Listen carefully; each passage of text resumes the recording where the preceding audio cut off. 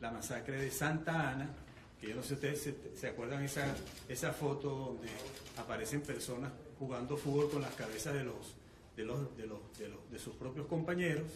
Y además de eso, tenemos la masacre del Rodeo, que yo creo que eso, a raíz de esa situación, trajo como consecuencia que el presidente nombrara un Ministerio de Estado para Asuntos Penitenciarios. Bueno, un Ministerio de Estado no, el Ministerio de Asuntos Penitenciarios, o sea, con cartera, como dicen. De ahí ya hemos como pasado 6 años de ese ministerio, pero llevamos como 18 años de gestión viendo transformaciones, más de nombre, porque eso era una dirección de prisiones, después fue una dirección general de custodia y rehabilitación, después fue una dirección general de servicios penitenciarios y ahora un Ministerio de Asuntos Penitenciarios. Entonces pareciera que el nombre no ha cambiado absolutamente la situación real que se vive en nuestros centros de reclusión. Y en los actuales momentos nosotros tenemos 3 sistemas penitenciarios. Tenemos un sistema penitenciario compuesto por el Ministerio Penitenciario, tenemos un sistema penitenciario compuesto por los calabozos policiales y tenemos un sistema penitenciario donde las cárceles están totalmente privatizadas. Yo creo que para ello el reportaje que sacó uno de sus colegas del caso Tocorón. Y ustedes pueden ver ahí 3 tipos de sistemas que no se pueden negar porque se han cubierto y se ha dicho la verdadera situación de las cárceles en nuestro país. Amazonas, en particular, tiene una figura que es un centro de detención preventiva judiciales, bajo la responsabilidad del gobernador del Estado y custodiada por policías del Estado. Cuando hemos criticado en todo momento que el policía no está formado para atender a las personas privadas de libertad, el policía está formado para la seguridad ciudadana, pero no para el servicio penitenciario. Independientemente de esto, ustedes saben que esa policía también está intervenida desde hace varios años. Y cuando uno interviene en una policía, interviene todo. No interviene nada más las comisarías, sino interviene todo que queda bajo su responsabilidad. Entonces, teniendo ya como una historia de que hay una impunidad continua y sostenida de las personas que mueren en prisión, estando bajo la custodia del Estado, estando bajo la tutela del Estado, estando bajo la responsabilidad del Estado, y cuando nombro Estado, nombro Defensoría del Pueblo, nombro Ministerio Público, nombro Ministerio Penitenciario y nombro incluso la parte de las gobernaciones. Esa es una responsabilidad que hay en nuestras normas. Y más aún, ahorita que acaba de salir lo que es el Código Penitenciario, con sus grandes errores que lo hemos criticado en vista de que algunos artículos son totalmente inconstitucionales. Y hago toda esta entrada de lo que ahorita estamos viviendo con la situación que acaba de suceder en el estado Amazonas hace 3 meses, precisamente, que se cumplió los hechos del estado Amazonas, donde mueren 39 personas, y yo hago 3 puntos aquí en esta rueda de prensa. Yo no sé mucho de cárceles, pero tengo varios años trabajando cárceles. Existen tipos de intervenciones de cárceles. Llámese una intervención sorpresiva, llámese una intervención selectiva, llámese una intervención organizada. Pero en ningún momento yo he visto en mi vida, y me puede corregir Pedro Rondón, que es uno de los penitenciaristas en Venezuela con más conocimiento que nos acompaña, que en la noche se intervenga un penal. Y con las características de este retén de Amazonas. Y como el Estado es responsable de la vida de las personas que están privadas de libertad, en ningún momento dice la norma de que el Estado puede ejecutar a las personas privadas de libertad. En ningún momento se agotaron las mediaciones para evitar tipos de enfrentamiento. Hay un pensamiento de un premio Nobel de literatura que dice que está mal que los caníbales se coman a los monjes, pero es que es más mal que los monjes se coman a los caníbales. Y en este sentido lo digo, porque bajo la responsabilidad del Estado mueren esta cantidad de personas. Y hasta los actuales momentos que nosotros estamos conversando y que está en el informe, expreso en el informe, ustedes se van a encontrar con más de 5 peticiones, tanto a la Defensoría del Pueblo y al Ministerio Público, para que inicie una investigación inmediata, exhaustiva e imparcial, y las otras han sido ratificaciones para que nos den respuesta adecuada y oportuna a lo que nosotros le estamos solicitando en vista de la misión que tenemos nosotros y que el Estado tiene que responder, y que hemos ido a instancias internacionales, llámese el Sistema Interamericano y el Sistema Universal de los Derechos Humanos, para que ellos den precisamente ese tipo de oportuna y adecuada respuesta bajo la responsabilidad. Porque es muy fácil pararse y decir, la culpa es del gobernador, porque esa cárcel es del gobernador, estando intervenida por el gobierno, y es muy fácil el gobernador pararse y decir, es que la culpa es del ministro. Pero mientras tanto, tenemos familiares de luto y que el Estado no le ha dado ningún tipo de respuesta. Por el contrario, lo que ha habido es una persecución, lo que ha habido es una presión, lo que ha habido es amedrentamiento a los propios familiares, incluso a los propios internos que fueron trasladados de Amazonas al estado Apure, al internado judicial de Apure.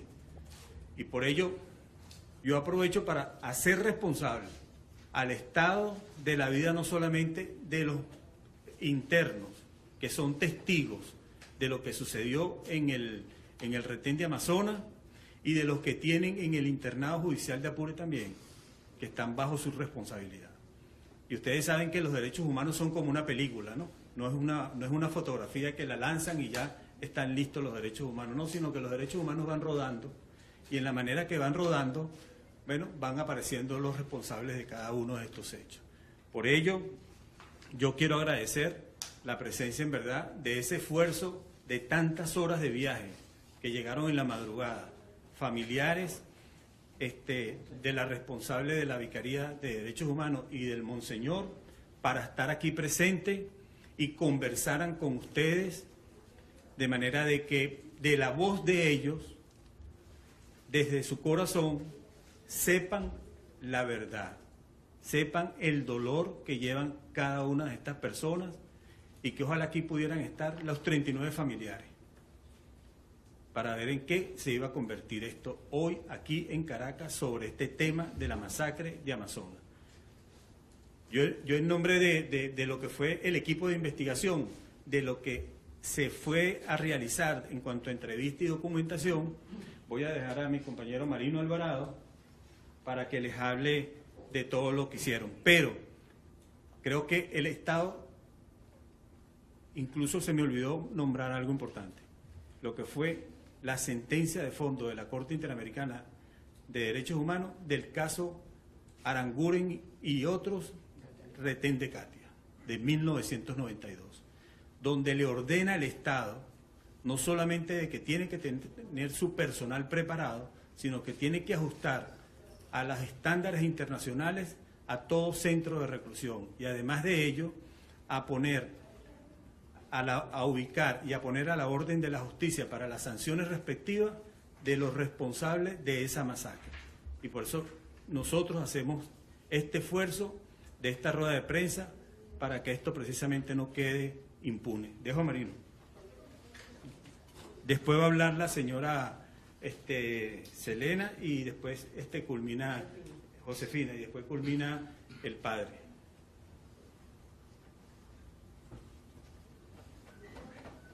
Bueno, buenos días a todos y todas. A mí me corresponde en nombre del Observatorio Venezolano de Prisiones, presentar la investigación que realizamos. Esta es una investigación que se realizó consultando diversas fuentes. En primer lugar, sobrevivientes de la masacre. En segundo lugar, familiares de las personas que fallecieron. En tercer lugar, funcionarios del Estado, quienes nos aportaron información bajo la figura de anonimato para cubrir, digamos, sus puestos de trabajo, pero que aportaron importante información a la investigación y información que se obtuvo también a través de los medios de información que en el momento de la masacre dieron un conjunto de informaciones. En primer lugar, hay que decir que el Observatorio Venezolano de Prisiones estuvo presente en el Centro de Detención Judicial Preventiva en marzo de este año. Y lo primero que uno observó al entrar al recinto penitenciario es que no había prácticamente custodia. Los presos entraban y salían sin mayor dificultad. Pudimos constatar las difíciles situaciones por las cuales se encontraban, sobre todo en materia de alimentación, y pudimos constatar también que era un espacio amplio y donde habían, para ese momento que nosotros fuimos en marzo, aproximadamente 118 privados de libertad. Es decir, 118 privados de libertad. En el momento que ocurre la masacre había exactamente 100. En la lista de los privados de libertad que tenía el centro de detención estaban 103, pero 3 estaban en el hospital porque habían resultado heridos como consecuencia de una riña, pero en el momento en que se da la masacre estaban 100 privados de libertad. Nosotros afirmamos con absoluta responsabilidad, porque tenemos cómo probarlo, que ocurrió una masacre. Fueron ejecutados casi todos los privados de libertad. Casi todos los 39 fueron personas que fueron detenidas vivas en el momento en que las fuerzas policiales y militares intervienen en el centro de detención. Hay que preguntarle a la ministra de Asuntos Penitenciarios, pero principalmente al ministro Reverol, que es militar, ¿dónde se da un combate donde ni un solo preso resulta herido? Y la respuesta es que todos los heridos fueron ejecutados, algunos en colectivo y otros en la medida en que lo fueron consiguiendo dentro del recinto penitenciario. Por eso es que no hay registro de heridos, son 39 personas asesinadas, ejecutadas por el Estado, quienes tenían la responsabilidad de garantizarles la vida. De nuestra investigación, aproximadamente 3 presos efectivamente murieron en medio del combate, porque hubo combate. Tenemos testimonios de cómo los presos ya una vez, algunos presos, una vez que las fuerzas policiales y militares, porque ahí intervino la Guardia Nacional, la Fuerza de Acción Especial de la Policía Nacional Bolivariana, el Cuerpo de Investigaciones Científicas, Penales y Criminalísticas y un grupo especial tipo comando que tiene el Ministerio de Asuntos Penitenciarios. Esas 4 fuerzas armadas del Estado fueron los que participaron en la masacre. Hubo comunicaciones que realizaron algunos de los privados de libertad que resultaron muertos con los familiares en el momento en que ya estaba la fuerza policial y militar en el total control del recinto penitenciario. Es decir, hay evidencias que se pudieron comunicar con hermanos, con sus madres, con amigos incluso, y posteriormente aparecieron muertos. De nuestra investigación, algunos, estando heridos, fueron lanzados desde la azotea, vivos, y terminaron lamentablemente muertos, no por tiros, sino porque fueron lanzados desde la azotea. Nosotros debemos indicar con absoluta responsabilidad que no hubo el más mínimo esfuerzo por evitar el enfrentamiento. No se comunicó a la Defensoría del Pueblo. No hubo una solicitud a los sectores de la Iglesia, al vicario de Puerto Ayacucho, que muy bien podía intervenir para evitar que hubiese enfrentamiento. No se permitió después el ingreso de la Defensoría del Pueblo para constatar la situación, tampoco del fiscal de derechos fundamentales.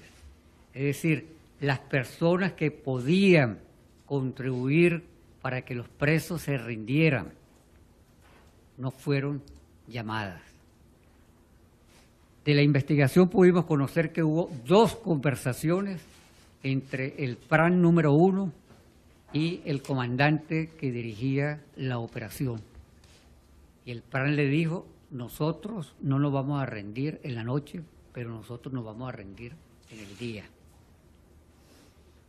Los combates terminaron aproximadamente a las 7:30 de la mañana, es decir, en el día, donde muy bien se podía haber garantizado el proceso de rendición de los presos. Además, como bien lo narramos en la investigación, el nivel de armamento que tenían los presos tenían poco. No es que no estaban armados, sí estaban armados. Y está especificado cuántas armas tenían, y había absoluta posibilidad de poder haber hecho la intervención sin causar la masacre que produjeron. Pero además, y esto es importante para que veamos el nivel de deshumanización de las fuerzas que intervinieron. Allá habían 10 mujeres y había 3 niños.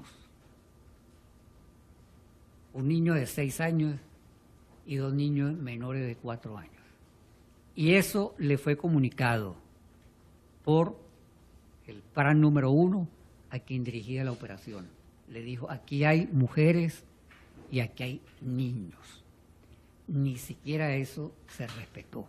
Ni siquiera se hizo el esfuerzo porque los niños salieran. No se hizo el esfuerzo porque salieran las mujeres, que eran algunas madres, otras eran esposas y otras eran novias de los privados de libertad. Tuvieron que sufrir todo el enfrentamiento. Afortunadamente, ninguna de las 10 mujeres que estaban ahí resultó herida de bala, pero tuvieron que evadir bastantes balas. Afortunadamente, ninguno de los 3 niños resultó herido, pero tuvieron que inhalar bastante gas lacrimógeno que se les lanzó. Y tuvieron que soportar el terror de escuchar no solamente granadas que se fueron lanzadas a los presos, sino morteros. Se disparó desde un helicóptero contra los privados de libertad. Se les lanzó morteros, se les lanzó granadas, a pesar que sabían que había niños y que habían 10 mujeres en ese momento. Cuando se intervino el rodeo, estamos hablando de una población más o menos grande, no hubo tanta cantidad de muertos. El Ministerio de Asuntos Penitenciarios intervino, la penitenciaría de San Juan de los Morros, y agotó todos los mecanismos posibles para negociar con el PRAN que en ese momento había, que era Franklin Masacre. Y ahí, en esta intervención, no hubo un solo muerto. ¿Por qué en el centro de detención judicial murieron 39 privados de libertad? el 39% de la población privada de libertad. 39%, porque estaba hablando que había exactamente 100 privados de libertad. Por eso nosotros decimos con absoluta responsabilidad que fue una masacre realizada con premeditación y alevosía, que eso quiere decir planificada, con el único objetivo de castigar a las personas que estaban ahí, donde un grupo eran condenados y la gran mayoría eran procesadas. Murieron privados de libertad que ya tenían orden de libertad, ya tenían orden judicial de libertad. Murieron privados de libertad que habían sido detenidos por bachaqueros. Había privados de libertad que habían cometido delitos menores, pero como ese era un centro de detención judicial preventivo, ahí había tanto personas que habían cometido homicidios como personas que habían cometido delitos menores. Por eso decimos con absoluta responsabilidad que hubo una masacre. Pero además, no ha habido ningún esfuerzo por investigar. El Ministerio Público no ha entrevistado a un solo privado de libertad de los sobrevivientes. La Defensoría del Pueblo no ha entrevistado absolutamente a ninguno de los familiares, y mucho menos de los sobrevivientes. La fraudulenta Asamblea Nacional Constituyente nombró una comisión que preside Iri Valera y fueron a la cárcel de San Fernando de Apure, donde están los condenados que sobrevivieron. Y no hubo una sola entrevista para investigar los hechos. Ni una sola entrevista hizo esa comisión. La Asamblea Nacional nombró una comisión que tampoco ha investigado. Es decir, hay un absoluto interés en dejar la masacre en impunidad. Y aquí exhortamos a quien hoy ocupa el cargo en el Ministerio Público. Tiene que haber castigo para los autores intelectuales y para los autores materiales. Los autores intelectuales están plenamente identificados. La ministra de Asuntos Penitenciarios, el ministro de Relaciones Interiores, él mismo dijo que había dirigido la operación. Los generales, en este momento no recuerdo su apellido, pero que estuvieron directamente dirigiendo la operación en el propio centro de detención. Pero además los autores materiales. Algunos además están plenamente identificados porque resultaron heridos y en el informe nosotros los identificamos. Tenemos su nombre y tenemos su cédula de identidad. Tiene que haber justicia. Son familiares que exigen justicia. No puede ser que en este país se asesine a los privados de libertad y no se abra ninguna investigación. Ya Humberto lo dijo, de las distintas masacres y no hay responsables, ni de autores materiales ni de autores intelectuales. Por eso decimos ni olvido ni impunidad. Muchas gracias. Vamos a dar la palabra a la señora. Ella es madre de uno de los fallecidos. Tenía que ser tú, ¿vale?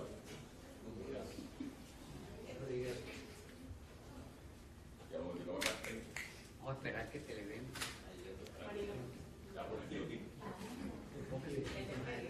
El micrófono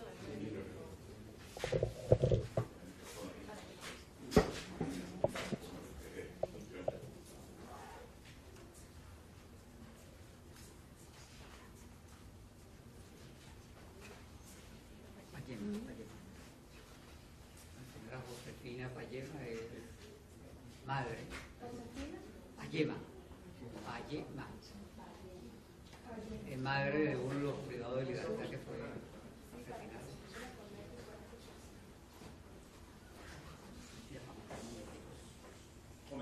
Sí, un momentico me entra.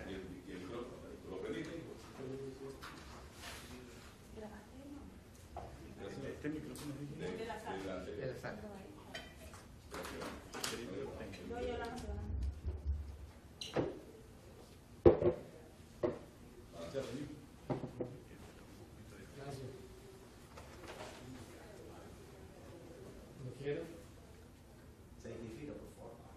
Bueno, buenos días.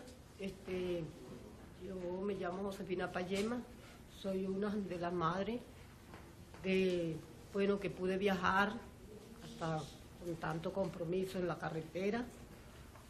Vinimos tan lejos, pero vine.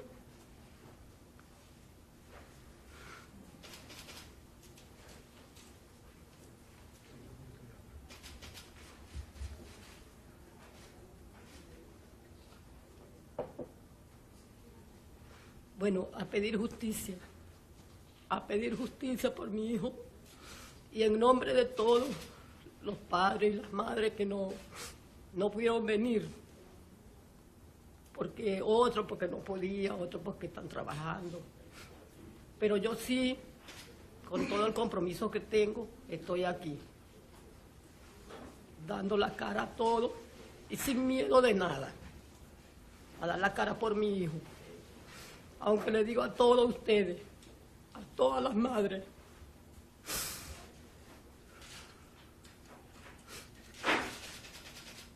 que lo de mi hijo no se va a quedar así. Yo lo único que pido con ustedes y con todos los que están presentes y con todas las autoridades, que lo de mi hijo se haga justicia y lo de los demás compañeros de él. Porque como le digo, ahí habían personas inocentes, conforme había muchachos culpables, pero tampoco eran animales, porque ni a los animales se trataba de esa manera, como hicieron con esos muchachos del retén. Y le pido en nombre de todos, las madres y padres, que, lo de mi hijo no se quede así, pues, que todo el que tenga que ver con esa masacre, porque eso fue una masacre, que reciba un castigo, que es lo que nosotros le pedimos. Habemos cantidades de madres que, no pudieron viajar, otras porque no tenía cómo, otras porque está trabajando, no podía dejar su trabajo porque es lo único que tienen. Pero yo sí hice un esfuerzo de venir, porque yo dije lo de mi hijo, no importa que yo más nunca recupero a mi hijo, más nunca lo voy a recuperar. Pero yo quiero que lo de mi hijo se haga justicia. Justicia. Porque más nunca, aquí hay muchas madres. Pero a un hijo de uno le duele. Y como hicieron a mi hijo, eso no tiene perdón de Dios.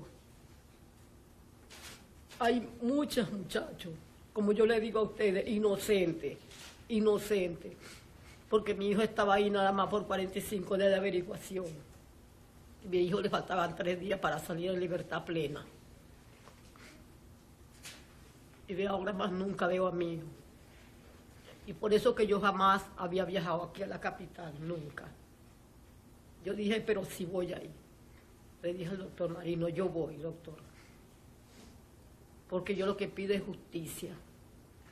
Que la gente que tuvieron que ver con toda esta masacre que hubo en ese retén, que se les pide castigo también. Lo que queremos es castigo para ellos. Porque no es porque son del gobierno, porque son por esto, lo van a dejar igual. Porque como yo les digo a ustedes, habemos muchas madres que estamos sufriendo todavía. Porque mi hijo es el único que me daba. Mi hijo, yo era todo para mi hijo. Yo era todo para mi hijo.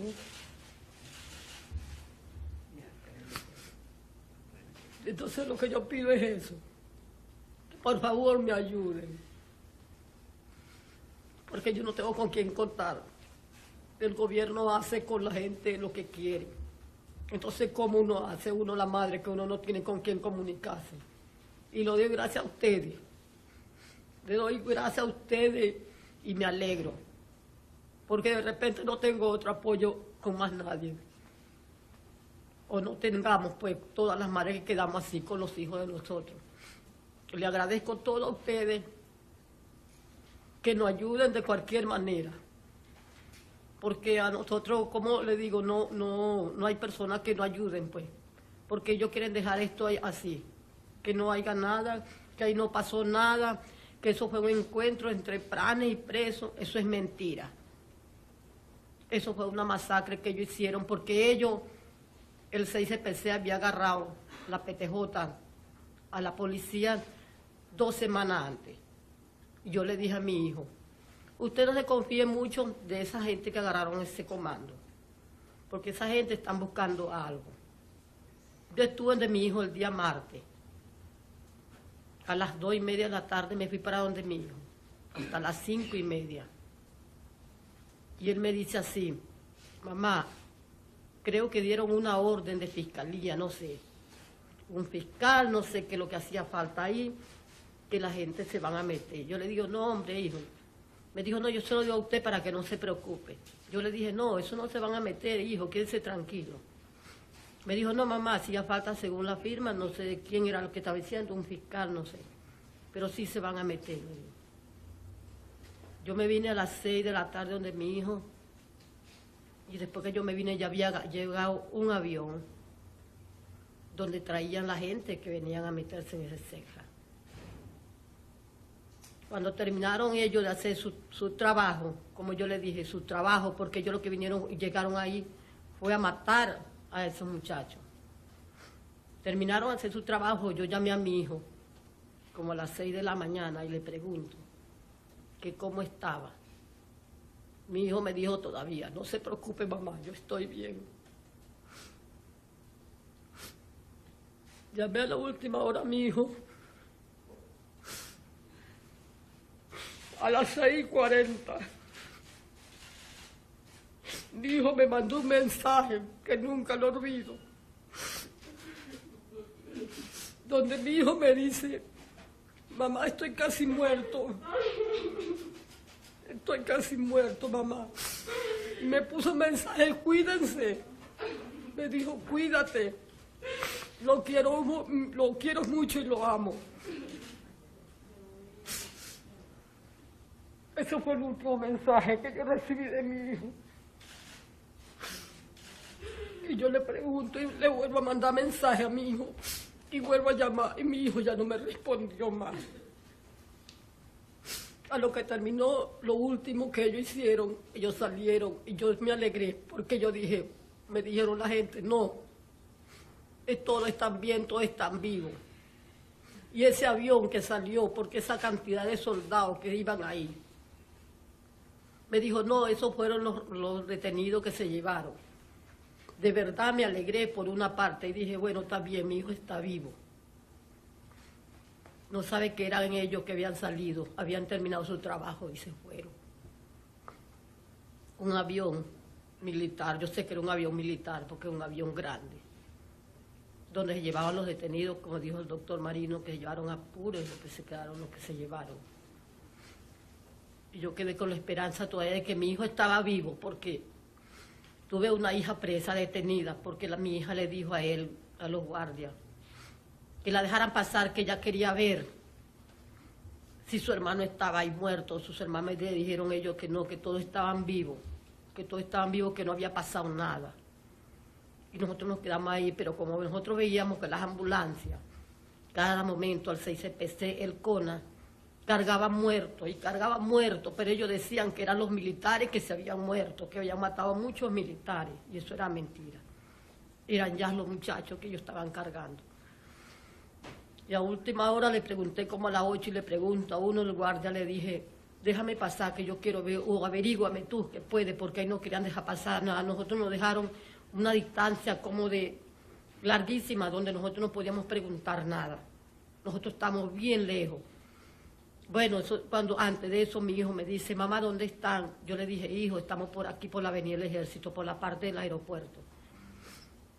¿Será que cómo hacemos para vernos? Yo le dije, hijo, no se puede, esto estaba tranquilo. Eso lo tenían con alambre púa, ahí agredieron a todo el mundo, ahí todo el mundo, los familiares que estaban hablando con ellos, les preguntaron que les diera información de los hijos de ellos, y entonces ellos decían que no, porque eso no eran familia de ellos, que yo no tenía nada que ver con eso. Entonces uno de esos yo fui y le dije, porque así como ustedes me están viendo a mí, una persona adulta, de bastante edad, yo le dije, bueno, los guardias a mí no me van a poder jalar a mí porque yo soy una persona adulta, creo que a mí no me van a agredir. Y me fui y le dije al guardia que me dijera si mi hijo estaba muerto. Me dijo, yo no tengo nada que ver con ustedes, porque igualito esos eran unos animales. Yo le dije, ellos no eran animales. Algún día usted va a tener hijos, de repente usted tiene hijos, le dije. Pero ahí había personas inocentes en ese retén. Bueno, ahí ellos me jalaron, los guardias me jalaron a mí para detenerme a mí. Tengo una hija que se está presentando sobre ese mismo problema. Y a mí no era la mujer de Gabriel, porque le pedí información y ellos lo que hicieron fue empujarme y empujarme. Entonces, yo molesta por eso, porque yo quería saber cómo estaba mi hijo. Y entonces empujé al guardia para meterme. Entonces el guardia me agarra. Llega mi hija y mi nuera, me jalan para que el guardia no me montara en la patrulla porque ya no iban a montar, bueno, a mí. Entonces ya llegan y me jalan a mí y ellos me soltaron. Por cierto que yo me caí. Ellos me soltaron, pero la agarraron a ella. Pues mis hijas, por eso no pudieron venir, porque ya no les dieron permiso en el circuito, porque ya están bajo de presentación. Y es una menor de edad. Una es menor de edad, tiene 16 años. Y la otra, bueno, es la esposa de Gabriel. No pudieron venir por eso, porque ellos en el circuito se están presentando por eso. Porque ella se la llevaron detenida. Ellas se la llevaron detenida. Ellas tuvieron 2 días ahí. Solamente me la soltaron el día que íbamos a hacer el entierro, que fue que le dieron un permiso a ella para que saliera. Yo lo único que le pido es eso, le pido justicia, que me ayuden porque de verdad me alegro con todos ustedes aquí. Me alegro porque yo sé que si no tengo a mi hijo conmigo o no tengo otro hijo, yo cuento con el apoyo de ustedes. Si no lo tengo a ellos, que me ayuden, tengo al doctor Marino. Tengo a este señor por aquí, por un lado. Y me alegro mucho por ustedes. Que yo quiero es justicia. Que paguen por lo que hicieron. Porque esto fue una masacre. Esto fue una masacre. Y gracias por todo y me alegro por todo ustedes estar presentes. Y le pido lo único que le vuelvo y le repito, justicia por esta gente que hicieron todo esto. Y en el nombre de todos los padres y las madres de estos muchachos, es lo único que le pido. Que esto no quede así, que todo esto se le busque culpable. Porque sí lo hay. Sí hay culpables de esta masacre.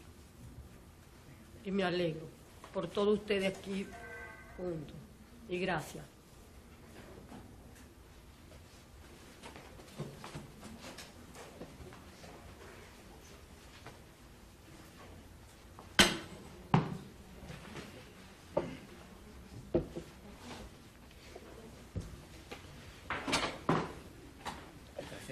Bueno, yo soy Monseñor Johnny Eduardo Reyes, el obispo del Vicariato Apostólico de Puerto Ayacucho, y como obispo de todos los amazonenses he vivido en carne propia este acontecimiento de dolor que marcó la vida de Amazonas, concretamente de Ayacucho, el día entre el 15 y el 16 de agosto, hace 3 meses. Y un primer elemento que quiero presentar, en primer lugar agradecer tanto a Humberto como a Marino, como a la señora Josefina, el testimonio que ellos han dado y sobre todo la ubicación también de esta experiencia que estamos tratando de sistematizar y sobre todo de hacer llegar como un elemento de conciencia ciudadana. Ya son 3 meses de la tragedia y a mí uno de los elementos primeros que me preocupó fue precisamente que esto quedara impune y que esto se sumiera en una atmósfera de silencio ya premeditado. Así como la masacre fue premeditada, yo creo que el silencio también, el efecto, ha sido también premeditado. Y es por eso que, gracias también a la oficina de Derechos Humanos del Vicariato Apostólico de Puerto Ayacucho y gracias al apoyo también del doctor Marino, nos hemos dedicado un poquito a esto, a hacer memoria y a no dejar morir la experiencia. No por un vano masoquismo, no porque nos gusta ver llorar a los familiares de las víctimas, no porque nos gusta autolesionarnos con una situación de tragedia, no porque nos gusta aumentar el dolor de nuestra población ya sufrida y ya castigada todos los días con otras situaciones que se viven también a nivel país, sino porque, como decía Humberto, esta es otra masacre más, esta es otra situación más, y no puede ser otra situación más que se va a callar. En segundo lugar, otra preocupación que yo tuve es la manipulación que se hace de la población para que esto no tenga resonancia. Y entonces, como decía la señora Josefina, bueno, se trata de desvalorizar a los privados de libertad. Se trata de decir que eran unas lacras, se trata de decir que eran unos planes, se trata de decir que eran unos antisociales, se trata de mil cosas. Eso, como sabemos, lo llamamos el argumento ad hominem. Cuando no tengo otros argumentos, entonces trato de empañar la dignidad de estas personas. Pero lo que no podemos ceder es en el hecho de que estas personas también, como tú y como yo, como el presidente, como el ministro y como el militar y como el obispo, también estas personas tienen dignidad. Y es esto lo que yo aplaudo también de esta investigación que se ha hecho. Se ha hecho desde la plataforma de la dignidad humana. La dignidad humana está por encima de toda nacionalidad, de toda ideología, de toda orientación económica, de toda orientación religiosa o político-social. Todos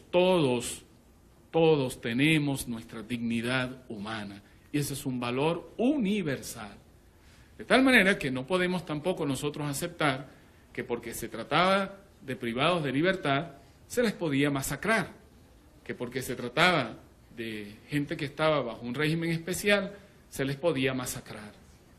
Yo creo que esto es un elemento que aplica aquí en la situación específica que estamos tratando, pero que aplica también a todo lo que es la consideración de justicia a nivel nacional. Yo creo que tenemos una situación país donde esto precisamente, el elemento dignidad humana, se está pisoteando de las 1001 formas. Desde la vergüenza que uno ve de ancianitos, como hemos visto esta mañana viniendo del centro aquí a la Castellana. Hemos visto ancianitos ya desde las 5 de la mañana haciendo colas para cobrar su pensión en lugar de estar descansando. Como hemos visto ayer en ese viacrucis que hemos vivido, pero lo hemos vivido también con gozo, con esperanza, con deseos de ese viacrucis de las colas por el combustible en un país petrolero. Y así sucesivamente, las colas por alimento, los fallecimientos por carencia de medicina. Esas son formas también, no sé si premeditadas también, porque entonces hablaríamos de un Estado, malévolo, son formas premeditadas de pisotear la dignidad humana. Cuando nosotros, como en Ayacucho, porque aquí no se ve en Caracas, pero cuando en Ayacucho usted oye de gente que tiene que hacer 3 días de cola para 40 litros de gasolina, dígame si eso es defensa de los derechos humanos. Dígame si eso es promoción de los derechos humanos. Dígame si eso es promoción de los derechos que tiene una persona a estar en su casa, a descansar, a disfrutar de su familia, a vivir con su familia. Por último, no quiero redundar sobre lo que ha dicho Humberto Marino y la señora Josefina, sino quiero dejar más bien la posibilidad de que ustedes puedan preguntar. Yo creo que sí es fundamental también digamos así, evitar que se manipule nuestra nuestra denuncia. He escuchado esta mañana que el presidente tuvo una, no sé si en España, una declaración muy fuerte contra la Iglesia y contra Cáritas. Y esas son las formas sofisticadas también de desvalorizar las instituciones y las personas que pueden hacer algún bien o que queremos hacer algún bien por Venezuela. No sé hasta dónde el querer abrir un canal humanitario, eso es contrarrevolucionario. No sé hasta dónde representar a nuestra población con la cual convivimos todos los días es un hecho de oposición. Pero tenemos que saber que esas son formas de manipulación ideológica. Yo por eso hago casi como un parangón con lo que dijo San Juan en su primera carta. Lo que hemos visto, lo que hemos oído, lo que hemos palpado del verbo de la vida, eso es lo que le comunicamos. Aquí igual, aquí no venimos a echarle un cuento, aquí no venimos a narrarle una historia de fantasías. Lo que ha visto Marino, lo que vio la señora Josefina, lo que vieron nuestros habitantes, los residentes de Puerto Ayacucho esa noche, lo que vivieron los habitantes de San Enrique, aledaños al Cedja, lo que vimos y lo que hemos tocado, lo que hemos oído del sufrimiento de nuestra gente de Amazonas, eso es lo que le estamos comunicando en esta mañana. No es un cuento, no es una posición ideológica por querer ir contra el gobierno, es la experiencia que hemos visto. Así como cuando hablamos de una situación desastrosa a nivel de salud, porque hemos ido al hospital y hemos visto cómo mueren niños, adolescentes, jóvenes y ancianos por desidia, así igualmente aquí. No nos van a caer a cuentos, no es un cuento, no es una aventura, no es una obra literaria fantasiosa, es una experiencia de injusticia que se ha cometido con una masacre hacia venezolanos que tenían una dignidad, y creo que nosotros, como servidores públicos, estamos llamados a dar la cara y a crear conciencia. Yo creo que un objetivo fundamental que tiene esta presentación de este estudio, de este informe de la masacre de Amazonas, del Cedja de Amazonas, es crear conciencia social. Es triste, usted tenía que haber visto que después de una semana en Puerto Ayacucho nadie le paraba a esta situación. Ya no resonaba. ¿Por qué? Porque, bueno, tenemos que estar preocupados del club, tenemos que estar preocupados del efectivo, y ya se olvidó. Eso es triste.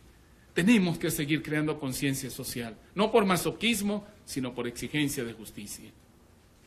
Tenemos que crear conciencia también en los servidores públicos.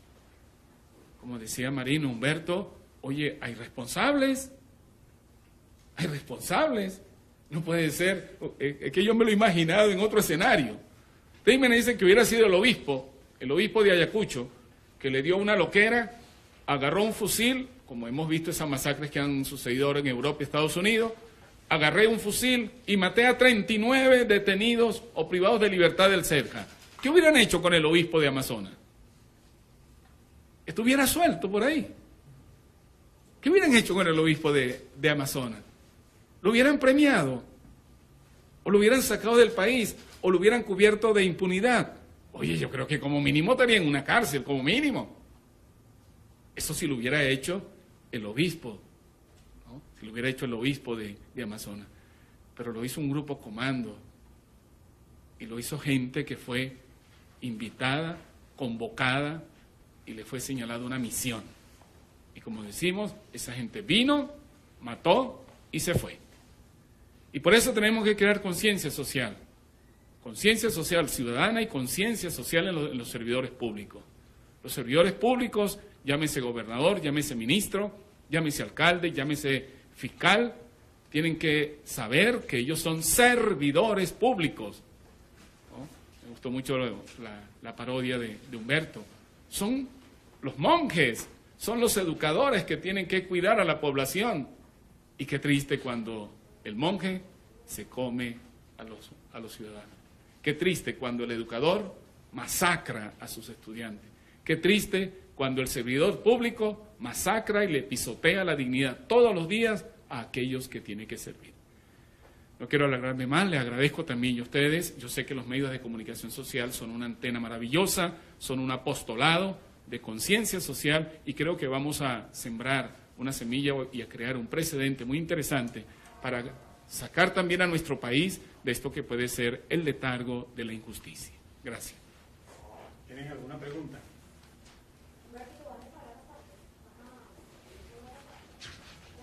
Bueno, gracias por venir.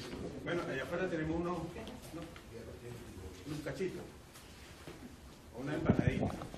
Si bien parte de las opiniones que daban tanto Marino Alvarado como Humberto Prado del Observatorio Venezolano de Prisiones, todo esto dando este informe. Nosotros vamos también a esperar ya para profundizar mucho más en el tema, a que Humberto Prado asista acá a donde están los medios de comunicación, luego lo que ha sido la presentación de este informe sobre esta masacre. Acá ellos han de una manera diseñado un tríptico en la cual está toda la información, pero vamos a dejar que sea justamente Humberto Prado y Marino Alvarado quienes fueron parte de este informe para conversar. En primer lugar, Marino Alvarado, ¿cuál fue la metodología que se empleó para recabar toda esta información? Estamos hablando de 39 personas asesinadas. Ustedes hacen señalamientos bastante duros. ¿Cómo se consiguió toda esta información y cómo se recabó esta información para también qué van a hacer con esta información? ¿A dónde la van a llevar? Sí, bueno, en primer lugar, nos trasladamos a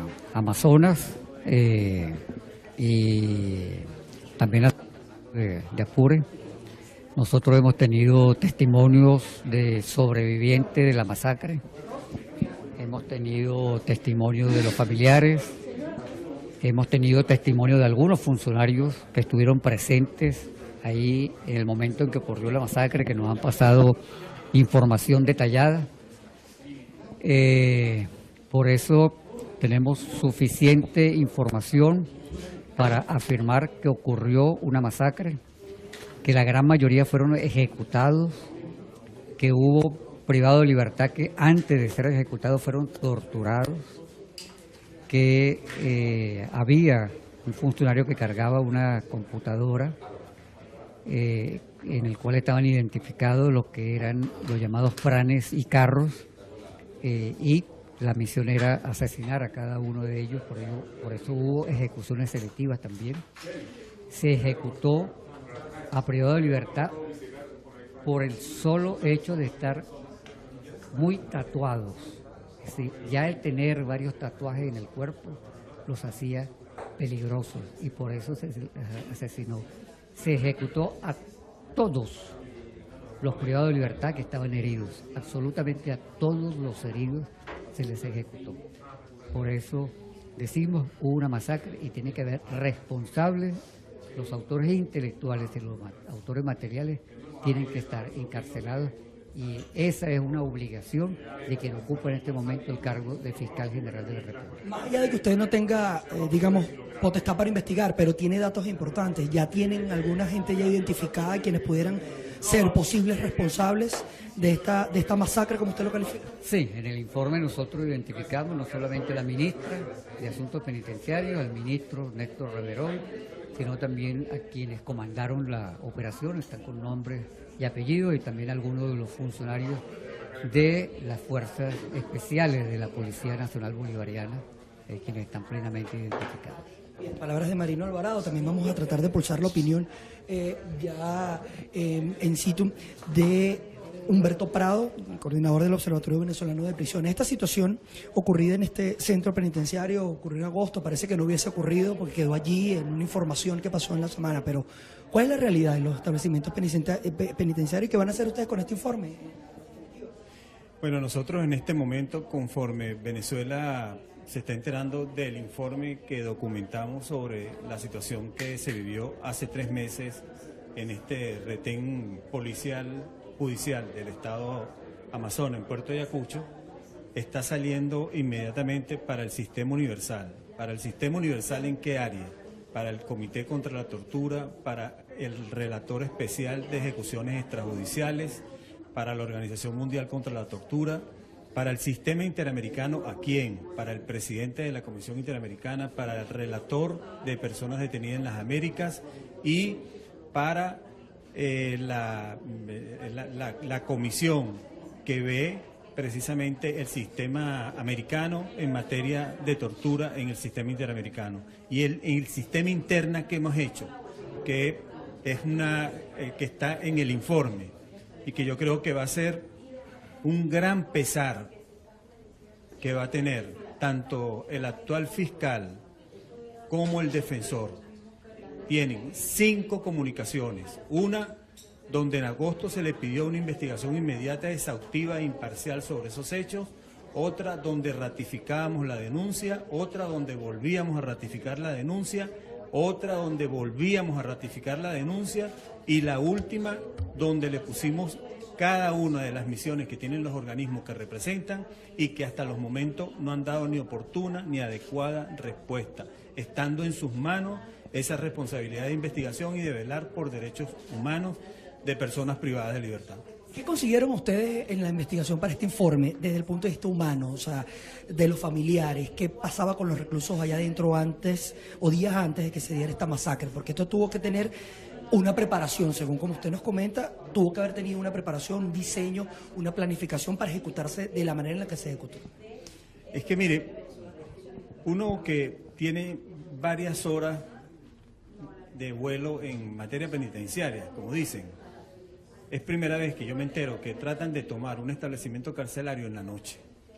Y cuando usted toma un establecimiento carcelario, primero usted ha levantado un estudio sobre cómo tomar el establecimiento penitenciario a las personas que pudieran estar armadas, cómo se le va a someter, cómo por lo menos se va a salvar parte de la población que no está involucrada con grupos dentro de esa población y se agota lo que es la parte mediadora.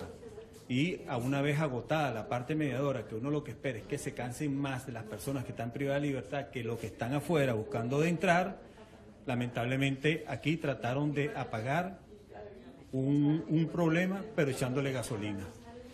Y lamentablemente aquí hay una cosa que se presenta siempre, en todas las masacres que ha habido en Venezuela en materia carcelaria, llámese Uribana, El Rodeo, Yare, Puente Ayala, Vista Hermosa o la cárcel de Tocuyito o la cárcel de Tocorón. Aquí tenemos un grupo de familiares que no quieren que esto quede impune. Mientras usted tenga a los familiares, usted tiene a cada momento que recordarle al Estado venezolano que tiene que responder por esta situación. Ahora, además de ello, aquí se han vulnerado ciertos estándares internacionales como el Pacto de los Derechos Civiles y Políticos, y donde es un como pacto y también el Comité contra la Tortura, que ellos tienen que responder. Mire, los derechos humanos son una película, lo vuelvo a decir, no es una fotografía. Eso sí, yo les aseguro que así como muchos que en su momento se olvidan, que porque eso ya pasó, cuando le tocan la puerta, los derechos humanos los asustan. Así que ellos son responsables penal, civil y administrativamente de sus funciones, y matar 39 venezolanos bajo su responsabilidad. Es que aquí no puede haber evasión de parte de algunos de los funcionarios de Venezuela. No es que sea responsabilidad del gobernador, o que el gobernador diga, no es que sea responsabilidad del ministro. No, es que el responsable de la custodia de las personas privadas de libertad es el Estado. Y el Estado tiene que responder ante esa custodia que hizo y que más bien lo que impulsó fue el asesinato de 39 venezolanos. Ustedes ya han entregado comunicaciones a la Fiscalía, pero usted también habla de la posibilidad de que haya una intención velada de que haya impunidad. Más allá de estas comunicaciones y que por supuesto no obtuvo respuesta, ¿qué otros elementos tiene Humberto Prado para de alguna manera determinar que hay una intención por parte de los organismos del sistema de administración de justicia de no darle celeridad y responsabilidad a estos 39 venezolanos que resultaron masacrados? Hay un retardo injustificado, porque tú teniendo 39 personas que perdieron la vida, usted inmediatamente, en vez de estar echándole la culpa a otro, más bien debiera estar en el Ministerio Público para que se impute la responsabilidad de las personas que han podido haber pasado. Ahora, ¿qué ha tenido que haber hecho el Ministerio Público inmediatamente? Bueno, inmediatamente solicitar las armas para hacerle las respectivas experticias para que se compare la balística de las personas que murieron o otras que pueden tener tiros en la cabeza de francos tiradores. Bien, palabras de Humberto Prado. Vamos a tratar de conversar también completamente en vivo en este contacto que nosotros estamos realizando con el obispo justamente de la entidad.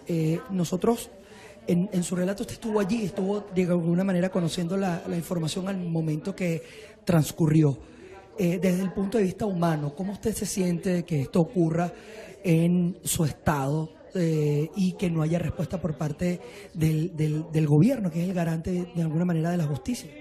Sí, por eso hemos dicho que esto es un hecho ciudadano y lo hemos enmarcado ahí, que esto es un hecho ciudadano y por lo tanto lo deben considerar también los ciudadanos y somos protagonistas todos, sean los ciudadanos como también los servidores públicos que han intervenido o tienen responsabilidad en este hecho tan grave que ha sucedido en nuestra ciudad. En segundo lugar, tú lo has ubicado, tu pregunta va desde el punto de vista de lo humano.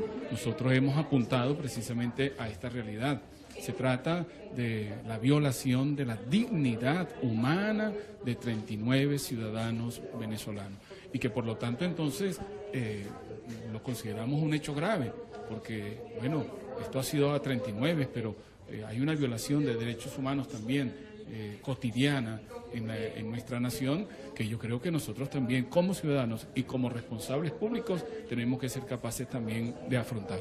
Y por eso digo que desde el hecho de la dignidad humana ha sido un hecho grave, lamentable, y por eso lo denunciamos ahora. Bien, muchísimas gracias. Agradecemos al arzobispo Johnny Reyes de Amazonas, por supuesto, por toda esta situación acá. El informe, de alguna manera, resumido de este informe, de esta situación que ocurrió, que lamentablemente están denunciando la masacre de 39 venezolanos. Nosotros vamos de inmediato con más información con nuestra compañera Stephanie Osorio, que está ya en el estado Zulia y tiene más información a esta hora.